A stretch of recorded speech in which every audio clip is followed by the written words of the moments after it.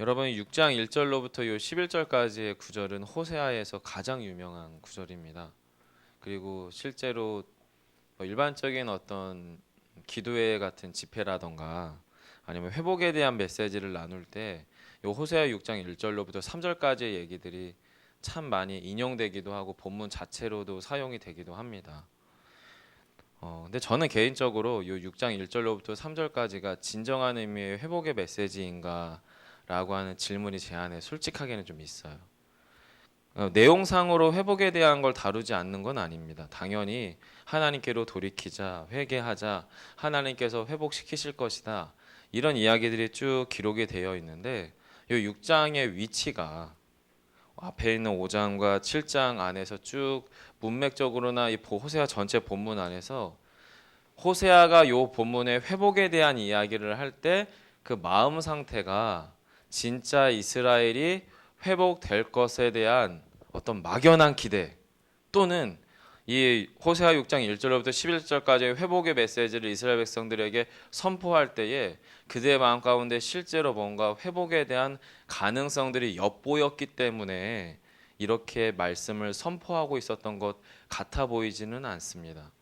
왜냐하면 호세아 6장 1절로부터의 회복의 메시지가 호세아 후반부에 있다면 문맥적으로 자연스러울 텐데 그게 아닌 것으로 보아서는 현재적으로 지금 이 시간 이 순간 회복에 대한 어떤 강한 결정과 결단이 이스라엘 백성들 안에는 제가 볼 때 전무해 보입니다. 그런데 그럼에도 불구하고 지금 호세아는 어쩌면은 지금 이 호세아 말씀을 듣고 있는 당시대 동시대의 사람들을 대상으로 또 어쩌면 오늘날 저와 여러분처럼 이 말씀을 하나님의 말씀으로 받고 있는 미래의 누군가를 위해서 기록된 말씀이라고 보고 나서 이 본문을 같이 좀 나눴으면 좋겠는데요. 여러분 6장 1절 같이 한번 읽어보도록 하겠습니다. 함께 합니다. 오라 우리가 여호와께로 돌아가자. 여호와께서 우리를 찢으셨으나 도로 낫게 하실 것이요 우리를 치셨으나 싸매어 주실 것임이라. 미래에 대한 예언입니다. 시제적으로 현재적으로 이루어져 있는 상태는 아니고요. 이렇게 될 겁니다라고 하는 이야기를 6장 1절이 하고 있는 건데 어쨌든 한 가지 이야기하는 거예요. 실제로 6장 1절은 그래 좋습니다. 그럼 이제 우리가 여호와께로 돌아갑시다. 그 얘기를 6장 1절이 하고 있는 거예요. 근데 여러분이 6장 1절에서 우리가 하나님께로 돌아갑시다 하면 이스라엘 백성들이 네 돌아가지요 저희 회개하지요 이렇게 하면 참 좋겠는데 또 어쩌면은 정말로 오라 우리가 여호와께로 돌아갑시다 라고 말을 하면 이 호세아의 이런 영적인 어떤 상태 내가 여호와께로 돌아가야겠구나라고 하는 마음의 상태가 이스라엘 백성들 모두에게 동일하게 공유되고 있었느냐? 아닌 것 같아 보입니다. 여러분 어제 저희가 읽은 본문 큐티 본문의 12절부터 먼저 좀 보시기 바랍니다. 5장 12절. 하나님께서 심판을 행하시는데 어떻게 심판을 행하시느냐? 5장 12절에 그러므로 내가 에브라임에게는 좀 같으며 유다 족속에게는 썩이는 것 같도다. 하나님의 심판의 징계가 어떤 모양으로 이스라엘 가운데 행해지냐면 비유가 좀 같다는 거예요. 그리고 썩이는 것 같다는 거예요. 어떻게 보면 일종의 병균 같은 거죠. 세균 같은 거죠. 또 아주 엄밀하게는 한센병 같은 문둥병 같은 거고요. 말 그대로 좀이라고 하는 것은 아시는 것처럼 처음에는 잘 드러나지 않는데 이것이 좀이 왕성하게 좀이 먹어져 가지고 더 이상 어떻게 회복 불가능한 상태까지 갈 때까지 심각해지는 게 좀이고 썩이는 거지 않습니까? 한센병 같은. 한마디로 지금 12절은 뭐냐면 영적으로 무감각한 상태입니다. 내가 하나님께로 돌아가야겠다. 내가 하나님께 회개해야겠다. 내가 하나님만 믿어야겠다. 이것에 대한 영적 인지 자체가 안 되는 상태. 아주 철저하게 영적으로 무감각해서 내가 도저히 하나님께로 돌아가야겠구나 내지는 내 안에 뭔가 영적 문제가 있구나라고 하는 걸 전혀 깨달을 수 없는 상태의 수준의 심판. 이것이 12절이에요. 그런데 하나님께서 그런 영적으로나 더 도저히 이제 하나님께로 회복될 기미조차가 보이지 않는 이스라엘을 향해서 은혜를 베푸십니다. 그 은혜가 뭐냐면 지금 13절, 5장 13절에 깨닫는 상태로 하나님이 옮겨가게 해주세요. 13절 제가 읽어드릴게요. 에브라임이 자기 병을 깨달으며 유다가 자기의 상처를 깨달았고 에브라임은 아수르로 가서 야렙 왕에게 사람을 보내었으나 그가 능히 너희를 고치지 못하겠고 너희 상처를 낫게 하지 못하리라. 이게 무슨 이야기냐면 지금 13절에서는 유다도 그렇고 이스라엘도 그렇고 내가 병들었구나. 내 안에 상처가 있구나. 내 안에 문제가 있구나. 이것을 어떻게 해요? 깨닫게 됐다는 거예요. 12절에서는 그것을 깨달을 수조차 없는 상태인데 이 상태에 하나님이 일말의 회복의 가능성을 심어주셔가지고 이스라엘 백성들이 어떻게 해요? 내가 병들었구나. 내가 문제가 있구나. 여러분, 우리도 질병이라고 하는 것이 지금은 크게 위기감이 나타나지 않아도 건강검진을 통해서 뭐라도 크게 발견되면 어떤 식으로도 그것을 발견했으면 고치려고 하겠죠. 형편이 여력이 허락이 안 된다면 누군가의 도움을 받아서라도 그 질병을 해결하려고 하지 않겠습니까?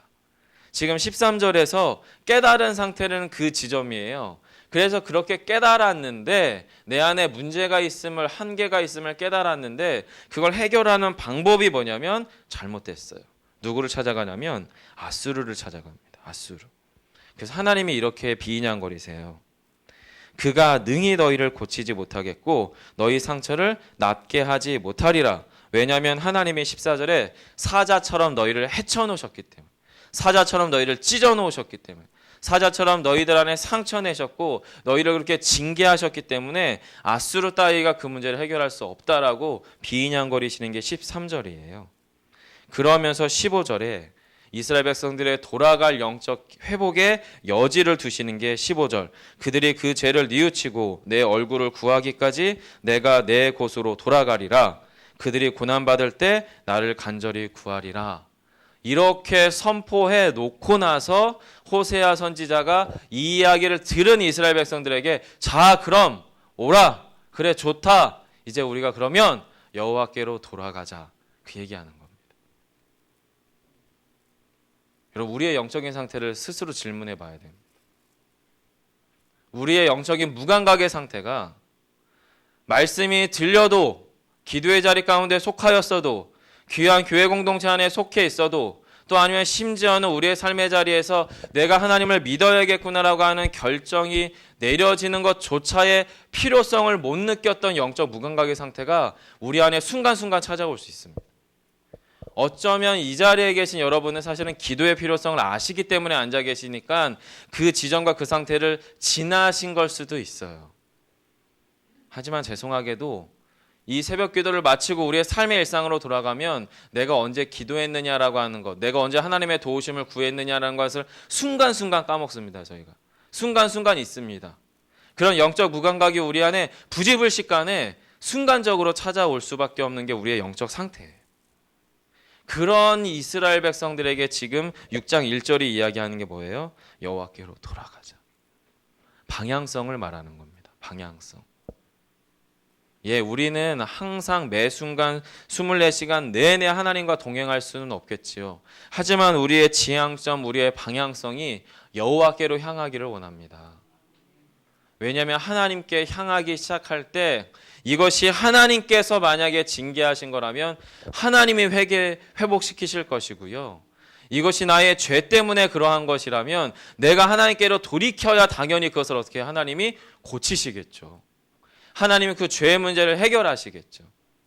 그런데 우리 안에는 이스라엘 백성들과 같은 착각이 있어요. 내가 돌아갈 수 있을 거야. 내가 회개할 수 있을 거야. 내가 주께로 돌이킬 수 있을 거야. 그것은 너무나 심각한 영적 착각입니다. 영적 오만입니다. 영적인 자만입니다. 12절 가운데 좀 같은 것이고 썩이는 것 같은 겁니다. 내 안에 영적 무감각이 나의 힘으로는 주께로 돌아갈 힘이 전혀 없음에 대해서 깨닫지 못하고 인지 못하는 영적 무감각이 사실 우리 안에 있습니다.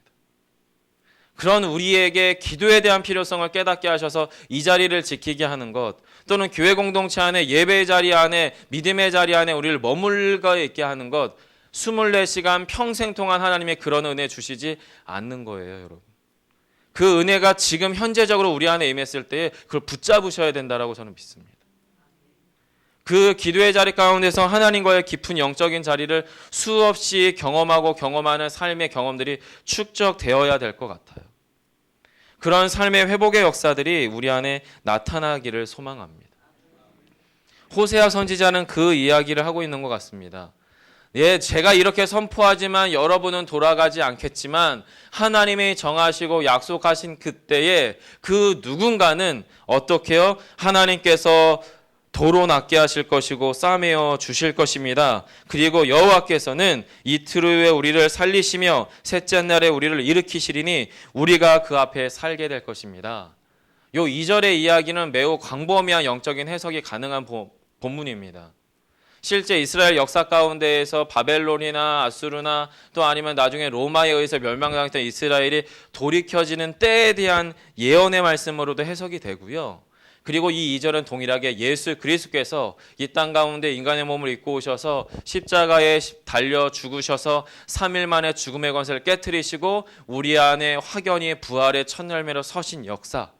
그래서 모든 전 인류 가운데에서 예수 그리스도를 주로 고백하는 모든 교회 공동체에 속한 신자들을 회복하실 최종적인 회복의 때, 재림의 때를 상징하는 말씀이기도 합니다. 2절은. 그런 가정 가운데에서 과거의 신자인 이스라엘 백성들에게, 오늘의 신자인 저와 여러분에게, 앞으로의 믿음의 세대들에게 지금 호세아가 강력하게 선포하는 건 뭐냐면 3절입니다. 함께 읽어보겠습니다. 그러므로 우리가 여호와를 알자. 힘써 여호와를 알자. 그의 나타나심은 새벽빛같이 어김없나니 비와 같이 땅을 적시는 늦은 비와 같이 우리에게 임하시리라 하니라. 아멘.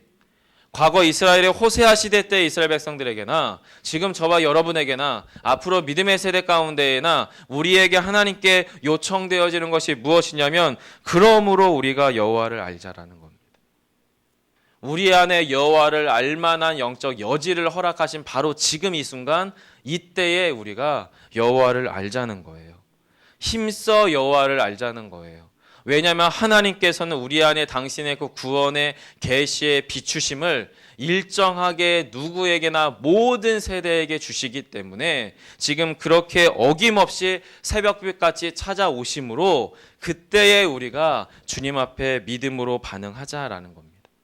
그렇게 할 때에 우리 안에 비와 같이 땅을 적시는 늦은 비, 이것은 이른 비와 늦은 비 가운데에서 이스라엘이 워낙에 강수량이 적은 땅이기 때문에 바로 이 시기적절한 시기에 비가 내려져서 땅이 적셔져야 씨앗을 뿌리고요. 또 씨앗이 뿌려진 상태에서 늦은 비가 와야만 추수할 때까지 열매가 온전하게 자라나가는 강수 때의 비유를 이야기하는 겁니다. 달리 말하면 하나님께서 우리를 부르실 만한 때에 부르셨을 때 우리가 그때 믿음으로 전심으로 반응할 때 주께서 우리의 영혼 가운데 우리의 생명, 영혼 가운데 적절한 생명의 물기를 생명수와 같은 공급하심을 주시겠다라고 하는 것이 3절 마지막 부분의 이야기인 것 같아요. 여러분 그렇게 이야기하고 나서 현실을 봅니다. 호세아가. 그런데 너무 슬퍼요. 4절 보실래요? 에브라임아 내가 내게 어떻게 하랴. 유다야 내가 내게 어떻게 하랴. 너희의 인애가 아침 구름이나 쉬 없어지는 이슬 같도다. 호세아는 지금 동시대의 이스라엘 백성들과 또 앞으로의 세대 가운데에서 하나님의 계시의 말씀을 지금 선포하고 강하게 정말 그 마음에 성령의 이끌리신 가운데서 선언했는데 현실을 하나님의 눈으로 바라봤는데 너무 슬픈 거예요. 이렇게 말씀을 선언했는데 이스라엘 백성들은 여러분 아시는 것처럼 절대 회개하지 않았습니다. 그리고 정확하게 역사적으로 멸망했습니다. 하나님의 징계를 피하지를 못했어요. 그 현실이 지금 호세아 눈앞에서 펼쳐지는 거예요. 왜요? 그들의 인애, 너희의 인애, 하나님을 사랑하는 하나님에 대한 사랑의 기초로부터 나타나는 자비로움을 말하는 게 이 인애라고 하는 사랑의 모양이거든요. 근데 이 하나님으로부터 출발하는 이 사랑의 모양새가 그들의 삶에서 뭐와 같냐면 아침 구름과 시 없어지는 이슬, 한마디로 반짝한다는 거예요. 반짝. 없다는 겁니다. 에브라임 가운데. 그리고 그들의 삶의 실제 현실은 뭐냐면 5절이죠. 그러므로 내가 선지자들로 그들을 치고 내 입의 말로 그들을 죽였노니 내 심판은 비처럼 나오느니라. 회복의 말씀과 회복의 때가 비처럼 나타나야 되는데 이스라엘 가운데 당신의 심판이 아주 예민하고 정밀하게 실제적으로 구체적으로 현실적으로 나타날 것에 대해서 심판하신다 이런 얘기를 5절이 하는 겁니다. 그러면서 4절의 질문, 에브라임아 유다야 내가 너한테 어떻게 해주면 좋겠느냐 라고 얘기한 질문에 대한 답이 6절이지요. 여러분 같이 한번 읽어볼까요? 함께 하겠습니다. 나는 인애를 원하고 제사를 원하지 아니하며 번제보다 하나님 아는 것을 원하노라. 아멘. 과거 호세아 시대 때도 그렇고요. 저와 여러분의 오늘 이 시대에도 그렇고요. 앞으로도 하나님의 마음은 이렇습니다. 나는 너희에게 인애를 원하지 제사를 원하지 않는다. 형식만 잘 갖춰진 예배 원하는 게 아니라 하나님의 사랑이 내 안에 너 안에 깃들어 있기를 원한다. 그리고 또 한 가지, 번제보다 하나님 아는 것. 하나님이 우리 안에 말씀을 주시고 그 말씀에 대한 자발적 순종의 상태로 도달해서 하나님을 알고자 하는 그 어떤 행동들이 수반되는 지식, 이것이 바로 여호와를 아는 것이라고 하는 말에 담겨져 있는 의미입니다. 성경의 정보만 이해하는 게 아니라 말씀이 들려지고 하나님의 말씀이 정말 그러한가를 우리가 깊이 숙고한 후에 이 말씀이 내 삶의, 내 영혼의, 내 생명의 유일한 수단임을 스스로 자발적으로 깨달은 신자가 내가 하나님의 뜻대로 살아야겠구나라고 하는 행위를 동반하고자 하는 이 상태까지를 포함한 것, 이것이 여호와를 아는 거예요. 하나님이 그 마음이시라는 겁니다. 결론적으로는 여러분 8절로부터 11절까지는 그러한 호세아의 말씀의 선포에 실제 이스라엘의 현 주소는 뭐냐면 여전히 사악함이 가득하다라는 거죠. 그런데 그 사악함의 가증함이 어느 정도냐? 그게 여러분 10절입니다. 10절. 9절 10절. 강도 때가 사람을 기다림같이 제사장의 무리가 세겜길에서 살인하니 그들이 사악을 행하였느니라. 내가 이스라엘 집에서 가증한 일을 보았나니 거기서 에브라임은 음행하였고 이스라엘은 더럽혀졌느니라. 말씀을 맺겠습니다.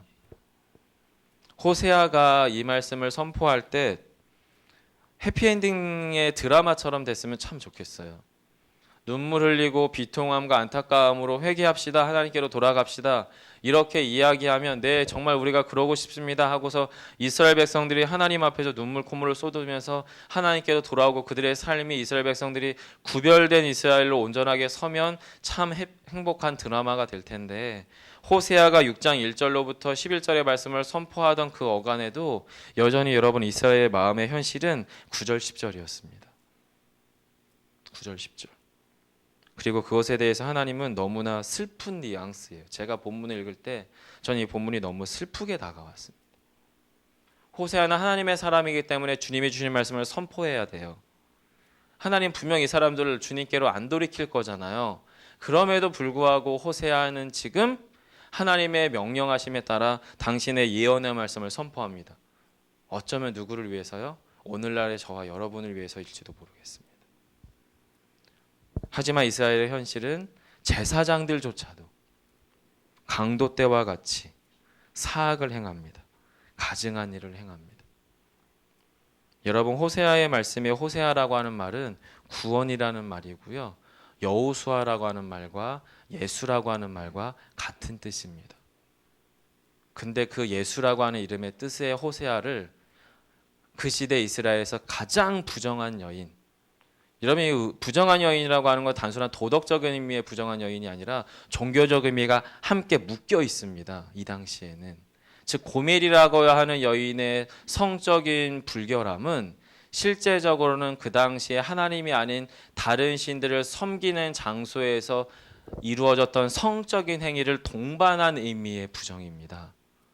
즉 예수라고 하는 동시대 같은 동일명을 가진 호세아가 자신의 아내를 그 당시 이스라엘에서 가장 부정한, 도무지 하나님께로 향하고자 하는 마음이 정말로 티끌만치도 없는 그 여인을 취하여 아내로 맞이하고 사랑하고 기다리고 인내하는 것은 여러분 실제로는 2000년 전에 이 땅 가운데 오신 하나님의 아들 예수 그리스도의 사랑의 모습과 동일한 겁니다.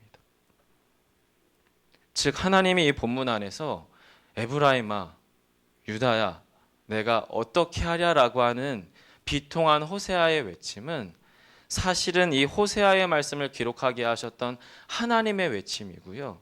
예수 그리스도께서 십자가에 매달리셔서 하셨던 외침입니다. 그리고 오늘날 저와 여러분에게 동일하게 주시는 하나님의 복음의 외침이십니다. 그 가운데 저희가 믿음으로 나아가는 지금 이 시간 되기를 간절히 소망합니다. 기도하겠습니다. 살아계신 아버지 하나님, 주님께서 우리를 사랑하셨고 주님께서 우리를 기억하시며 주님께서 우리에게 말씀하십니다. 물론 이 말씀은 수천 년 전 호세아 시대 이스라엘 백성들을 향한 이야기이지만 그 이야기 안에 있는 하나님 아버지의 사랑의 그 마음은 우리에게도 동일하게 흘러와 지금 우리의 영혼에 울림이 됨을 고백합니다. 하나님 한 번 더 저희들의 마음을 새롭게 기경하시고 빚어주셔서 주의 말씀이 들려질 만한 이때에 우리의 영혼의 온전함들을 주님께 쏟을 만한 이때에 한 번 더 저희들의 마음이 주께로 향하여지도록 주여 우리의 마음을 새롭게 하여 주옵소서. 그리하여 호세아 선지자를 통하여 에브라임아 유다야 내가 어떻게 하랴라고 하는 주님의 그 울림이 십자가 도상에서 아버지 어찌하여 나를 버리시나이까라고 하는 예수 그리스도의 그 울림이 오늘 우리의 영혼을 적심으로 오늘 하루 하나님의 사람다웁게 살아낼 수 있는 귀한 믿음의 결단이 이 자리 가운데 있게 하여 주옵소서. 하늘에 계신 우리 아버지여